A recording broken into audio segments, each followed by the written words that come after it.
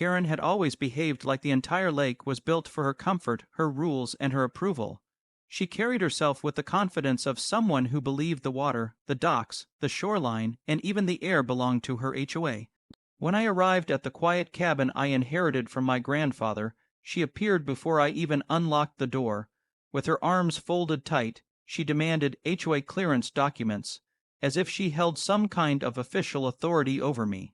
I calmly told her I wasn't part of her HOA, but she waved off my words and began circling my property, snapping photos of my truck, my cabin, and even the small wooden dock that had been there since long before her neighborhood existed.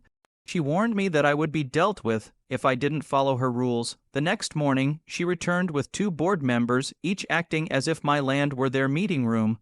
They pointed at the dock and announced it was illegally installed, ordering me to remove it within 48 hours.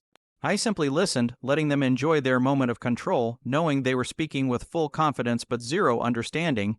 Karen left in frustration, and within minutes she called 911, reporting that a refusing to comply trespasser was ignoring HOA regulations.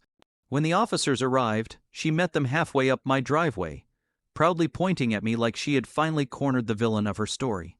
But everything collapsed for her when I presented the officers with the actual documents: the water, IT's certificate, the shoreline survey, and the deed showing that I owned not only my cabin, but the entire stretch of land beneath every dock on that side of the lake. In a moment of silence, the officers understood the truth. The very permits Karen used to threaten people, the docks she pretended to control, and the rules she loved to enforce all traced back to me. Karen's confidence fell apart as the officers apologized to me and asked her to step away.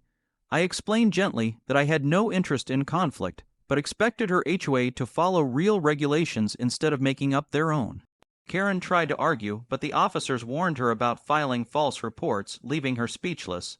Over the next few days, the HOA entire tone changed. The aggressive notices stopped. Their emails became respectful, filled with careful questions and requests for the approvals they never bothered to obtain before. Even Karen tried to apologize, though her voice trembled with disbelief. She had spent years thinking she controlled the lake, not knowing the water she lectured people about, and the docks she ruled over were actually under my authority. She had tried to get me arrested on land I fully owned, only to learn she now had to follow the rules I had been quietly enforcing long before she arrived.